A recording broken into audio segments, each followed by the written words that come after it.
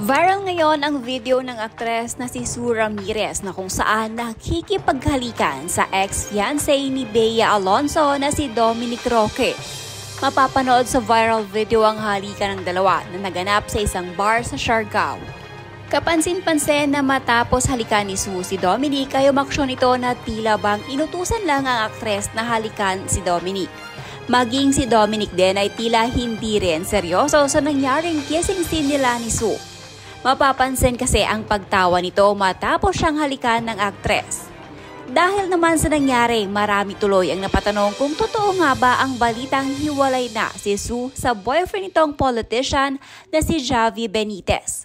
Matagal na din kasing hindi nakikita ang mga ito na magkasama. Si Dominic Roque naman wala pa ding napapabalitang karelasyon magmula ng hiwalayan nila ni Bea Alonzo.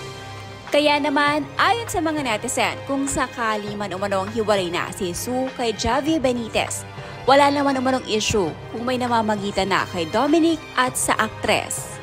Saw Joshua Garcia, Sue Ramirez and Dominic Roque parting in Siargao.